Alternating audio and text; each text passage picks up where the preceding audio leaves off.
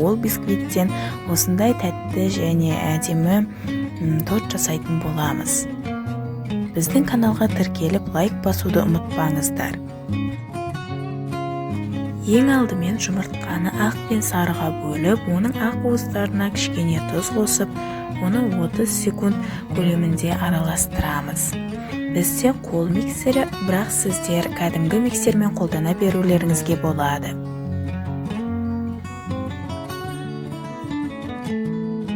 Ақ уыздарды тұзбен араластырып болғаннан кейін біз бұл массаға 1 немесе 2 қасықтап қант қосамыз. Біртіндеп біздің массамызға қантты қоса отырып, біз осы жұмыртқалы массамызды ағарғанға дейін араластырамыз.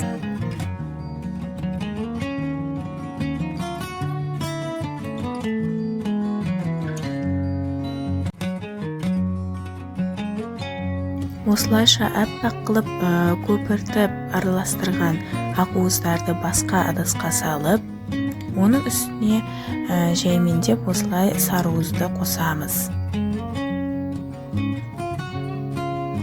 Және оның барлығын тағы да миксермен араластырамыз.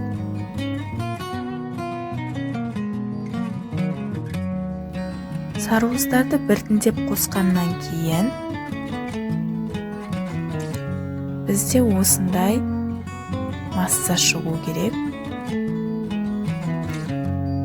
Бұл массамызға біз қопсытқыш қосамыз және бір қасықтап еліктен өткізілген ұнды қосып, қайтадан миксерлейміз.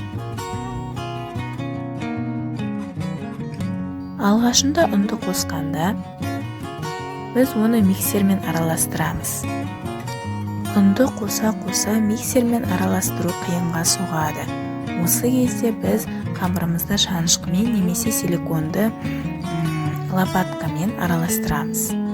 Барлық ұнды қосып болғаннан кейін біздің қамырымыз дайын болады. Оны осындай ыдысқа салып пешке саламыз.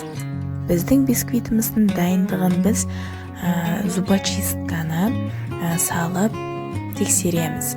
Бізде осындай бисквит дайын болды. Біз одан осындай әдемі әрі тәтті торт жасадық. Бөлген уақыттарыңыз бен назарларыңызға рахмет. Видеоға лайк басып, каналға тіркелуді ұмытпаңыздар.